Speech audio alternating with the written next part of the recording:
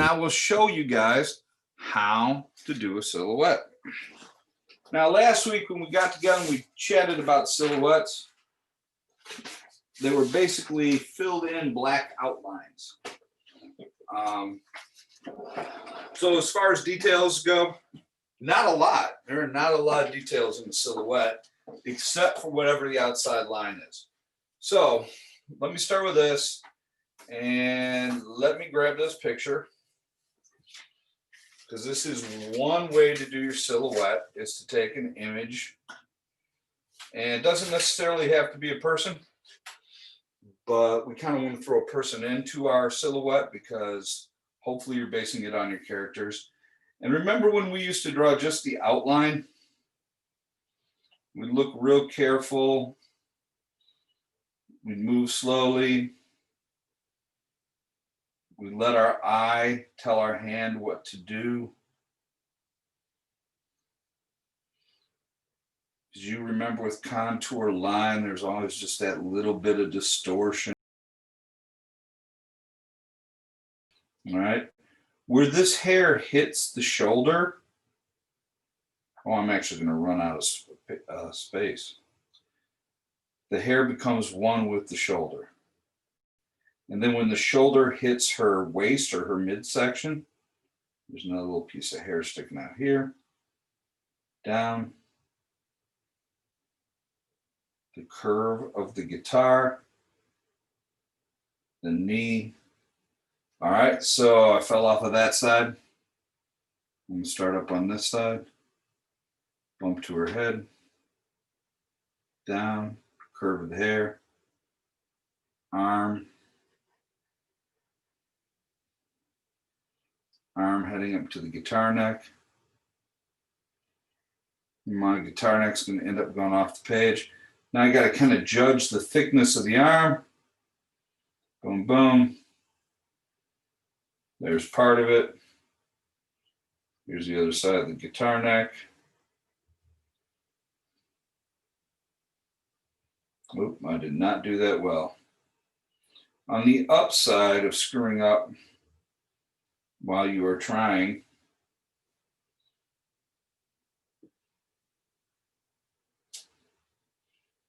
oops. Is that really? Yeah, it's pretty far off. All right, hold on. On the upside of screwing up on your silhouette, the whole inside of your silhouette has to be shadowed. So if the inside of your silhouette is all going to be shadowed,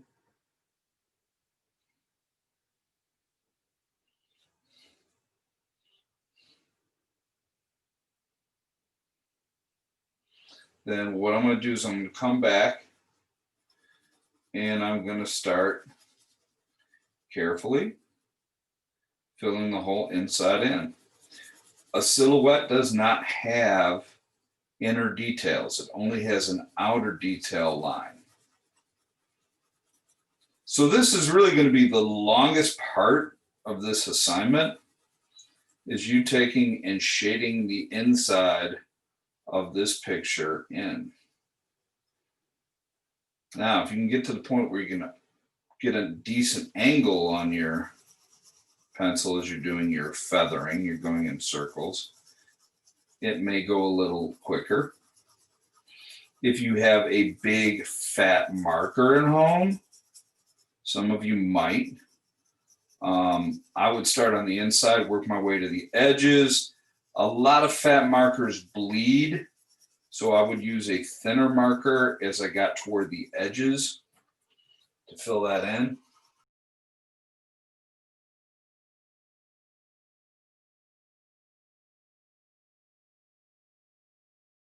All right, now essentially once you get this all filled, you have to decide what kind of things you're going to put in the background. And in some cases, maybe she's outdoors, maybe she's indoors. So I would just continue on with that. Let's say she's indoors, all right? So now I'm making this up out of my head, but you could find a picture. And all I'm doing here is like really simple things in the background to make this fill out. All right, maybe she's got a lamp there. What else could I put a silhouette of? Oh, how about this? Let's say she's got a big window behind her. All right. Now, if I was going to do the night sky out there, I would definitely kind of leave a little outline from my window separating my silhouette of my person.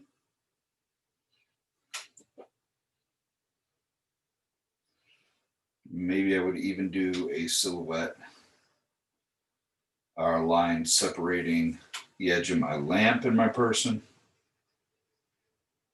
Boom. Boom. And there you go. If you want something outside, like a pine tree,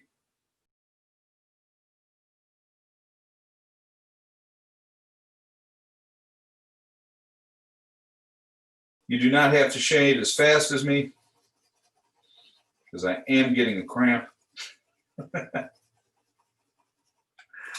It's hard to speed me up in real time. It's much easier to speed me up in an actual video.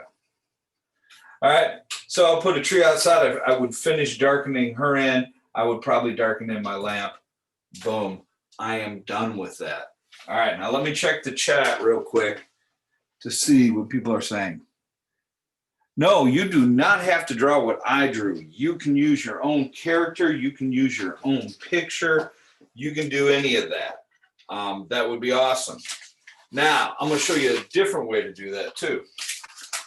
All right, now that was kind of the contour line way. I looked at something, I went around it, I traced it with my eyes, all good and beautiful. Let's say that's not what I want to do. Let's say, for the sake of argument, the pose I want is so incredible that no one else on the planet has a photo of it. All right. Seems odd. But I can go back to doing my canon of the human body.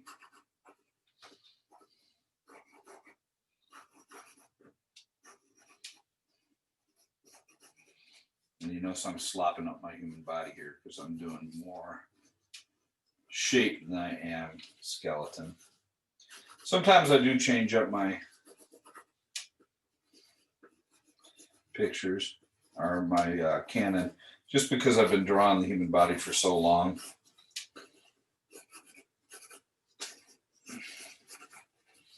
All right, so now the question is, what do I do with this? Well, if I want to turn it into my character from the book, I would give it the horns of the mask, which some of you guys have seen in the video. All right. Now it's got the horns of the mask. Maybe it's going to have white eyes. You know how like Daredevil and Batman have white eyes for no apparent reason? Maybe it's also going to have a white eyebrow. And all I have to do at this point is start to shade that sucker in to end up creating my silhouette. Now, am I being a little bit sloppy? Yeah, I'm being really sloppy. So I would put more effort into it than I'm doing right now. Now, let's say he's got a coat. All right, there's part of his coat. Maybe his coat hangs. All right. Maybe his coat blocks parts of his body.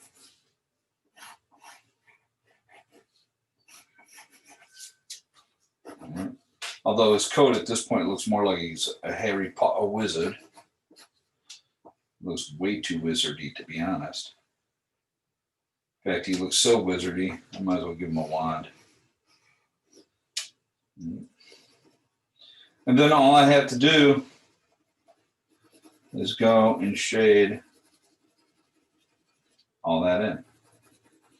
So basically, once you've got your person and the outline. Like I did the inside first. That's really not the standard way to do a silhouette.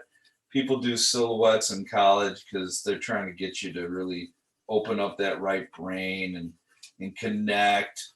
But I can tell you as a fact that comic book artists don't do contour line when they're creating their silhouettes for their books. They do whatever method is humanly possible to allow them to move quicker. All right. And because his trench coat would cover most of his body, most of the details would be gone. But even with that said, you still are going to have some kind of outline.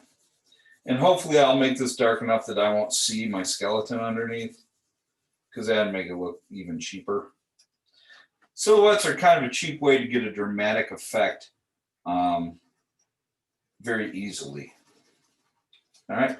So I would take and fill that guy in. I put something in the background. Maybe in this case, I don't know. Is it a palm tree? Is it a dinosaur? Is it a dragon? I don't know. Something's got to be in your background. Is it a man-eating plant?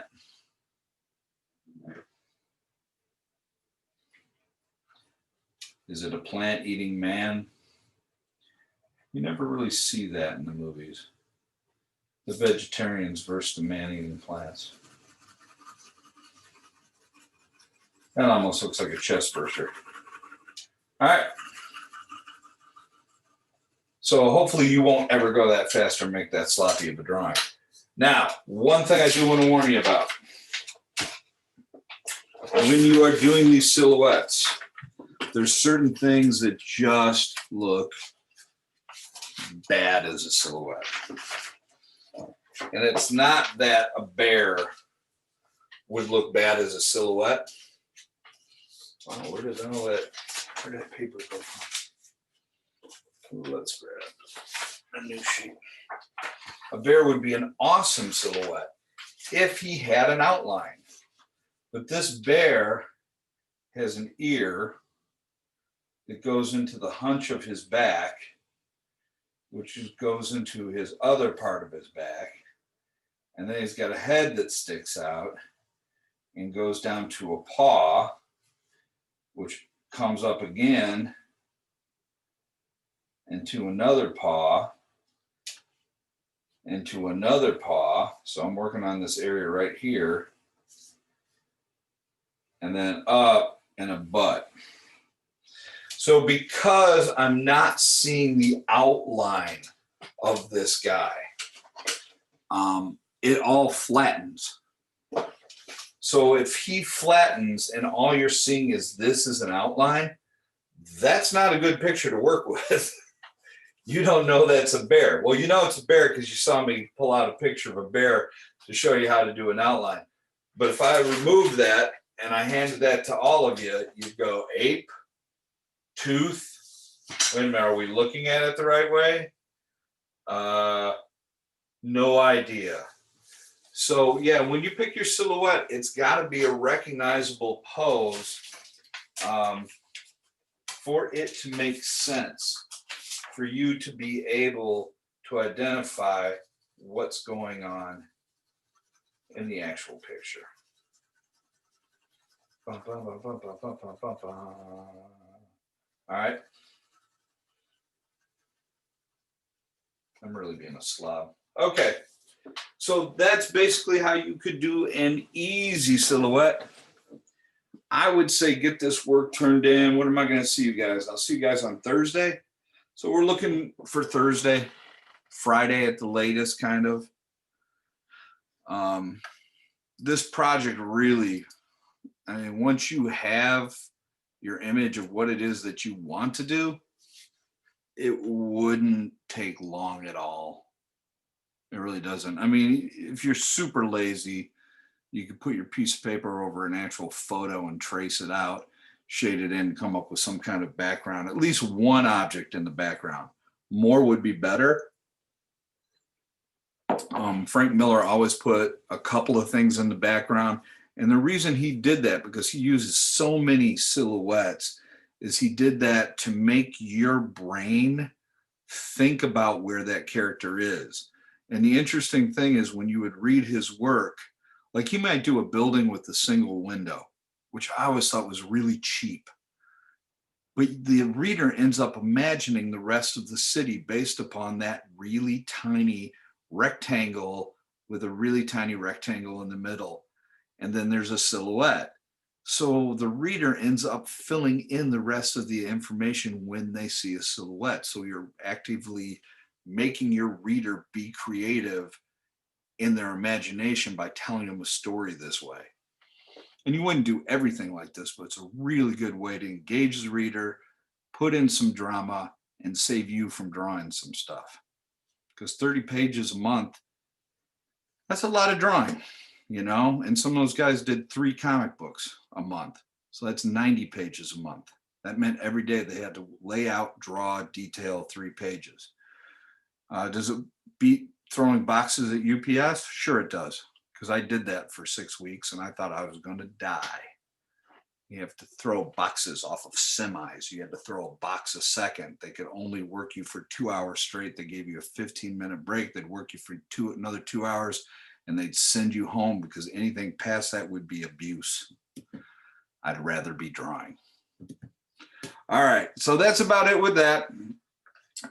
You guys have the rest of the class period to work on this. I would consider, you know, if your character looks a lot like Thor, use Thor and get rid of the wings on his helmet, you know, or whatever your character looks like.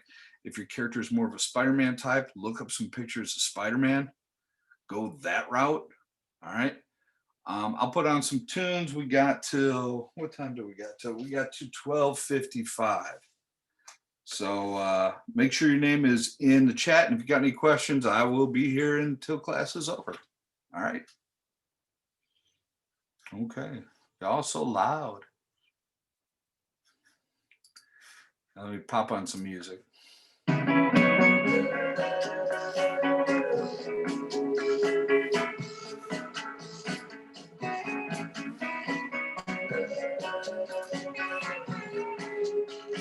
And I will double check the attendance.